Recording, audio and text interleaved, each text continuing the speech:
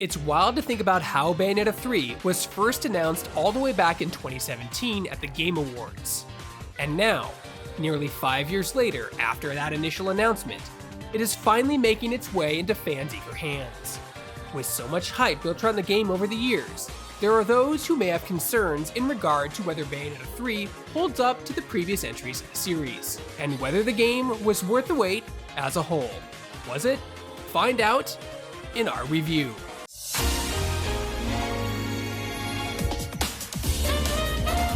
Hey folks, if you enjoyed this video review, be sure to hit that like, subscribe, and notification button. It's 3 small clicks for you, but means the world to us. Let's get started.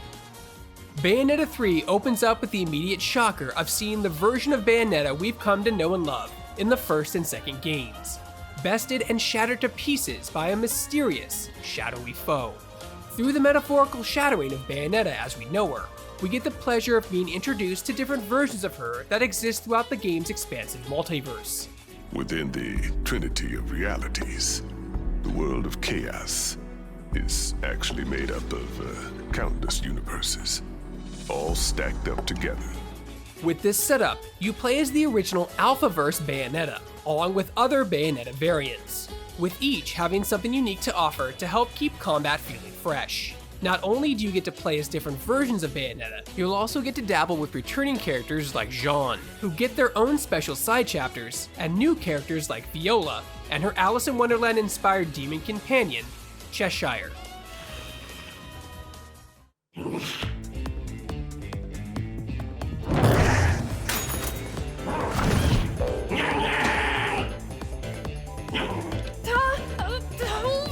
Damn it, Cheshire! You know you're not supposed to pop out like that! It's through Viola that Bayonetta is given information about the dire state of the multiverse, the hidden island of Thule that acts as a hub while jumping in between worlds, and the cataclysmic threat of destruction that the Alphaverse faces at the hands of Singularity. To help save the world from being wiped out, you'll join Bayonetta and Viola on an epic quest to collect 5 Chaos Gears. These hold the key to being able to effectively fight Singularity, a fearsome enemy that has already destroyed numerous worlds and versions of Bayonetta herself. You'll also join characters like Jeanne in her aforementioned side chapters as she works to track down the scientist Dr. Sigurd, who, according to Viola, is the only one who actually knows how to use the Chaos Gears against Singularity. And the only one who knows how to use them is Dr. Sigurd. Without both of them, we can kiss this world goodbye.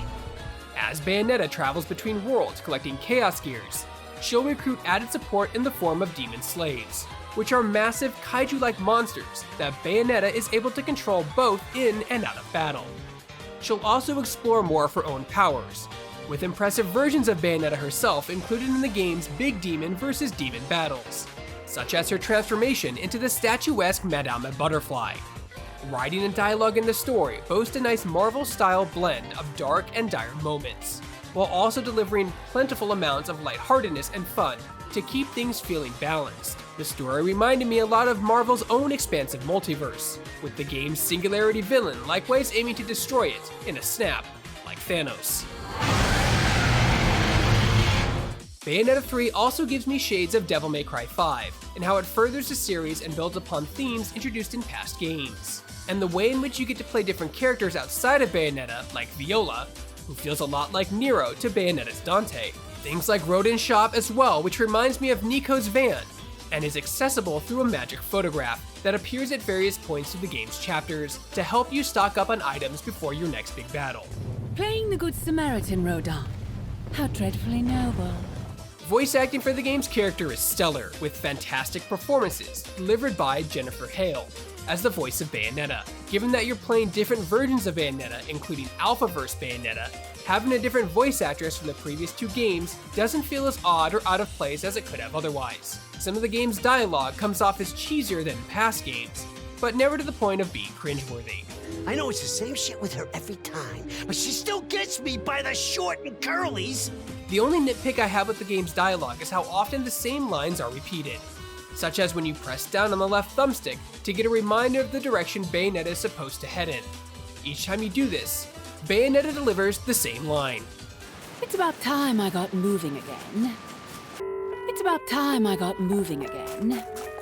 It's about time I got moving again. Hearing this over and over again is something that's unavoidable, especially given how knowing which direction you're supposed to go in not only guides you forward, but can also help you distinguish separate side paths and other explorable areas in search of secrets and collectibles.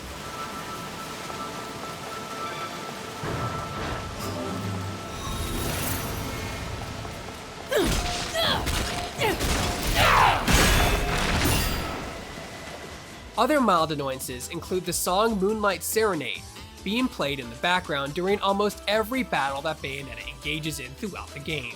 The song is not an original track for Bayonetta, and as such is subject to copyright. The game does not offer any sort of streamer mode, or a way to mute the music that's subject to copyright. Not only will this make sharing some of your proudest battle moments a pain, depending on how much you want to share and where, but it'll undoubtedly make streaming the game a real challenge as well. As much as I love Moonlight Serenade on its own, I can't help but wish the game used an original track for Bayonetta's fights instead, or, at the very least, had fewer instances where Moonlight Serenade is used. Bastard! Damn it! Bayonetta 3's gameplay is nothing short of phenomenal.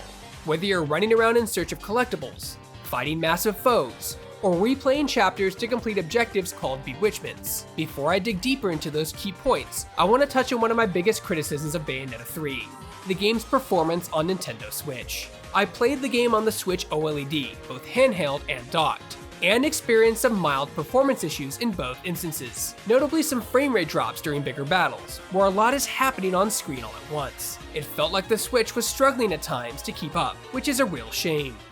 You have my deepest sympathies. Moving on, I'm a huge fan of Platinum games, not only in terms of the Bayonetta series, but also titles like Nier Automata and Astral Chain. For me, Bayonetta 3 serves as one of the developer's best titles, if not the best. The gameplay is exceptional, with Bayonetta 3 feeling consistently engaging thanks to how it continuously switches things up combat-wise. First, you have Bayonetta's standard attacks that range from kicks and shooting at her foes with her new, purple-based Color My World guns that replace her previous Scarborough Fair and Love is Blue weapons, complementing the larger threat that Bayonetta faces this time around. She's also given access to the aforementioned demon slaves, with the first, Gamorath, introduced right at the beginning of the game.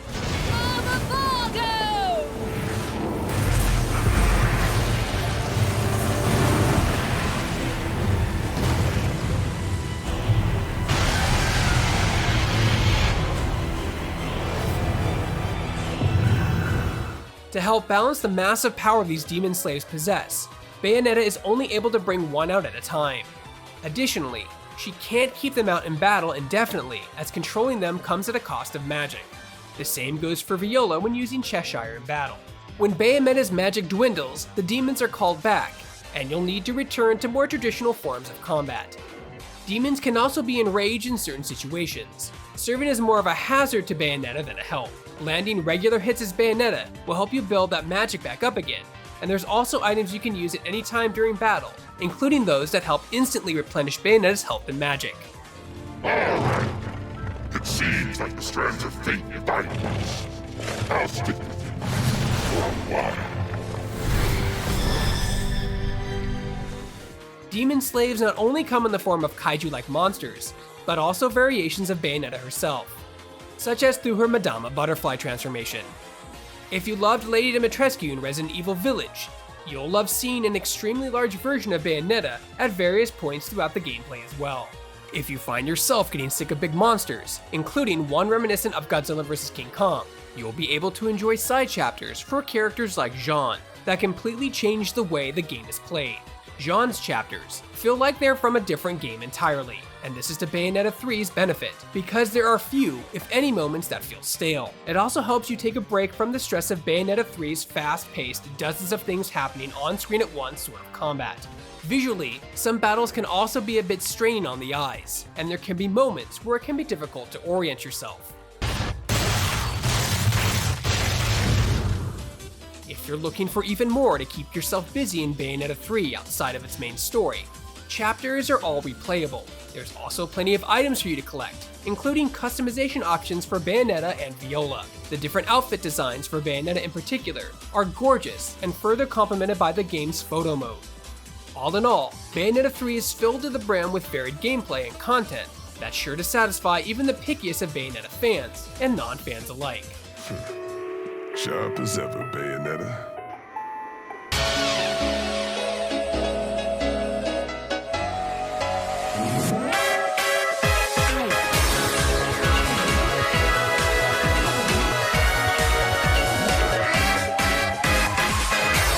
Bayonetta 3 marks the triumphant return of everyone's favorite Umbra Witch, while introducing delightful new characters and ideas that'll help carry the series on in the future. It might have taken almost 5 years after its initial announcement in 2017 to see an actual release, but there's no doubt in my mind that Bayonetta 3 was worth the wait. If you love the series and want to experience more of what made the first 2 games great, you'll find all of that and more in Bayonetta 3. Hey folks, if you enjoyed this video review, be sure to click that like, subscribe, and notification button. It's 3 small clicks for you, but means the world to us. For more video reviews and everything else gaming related, you're already in the right place. You're on Shacknews.com.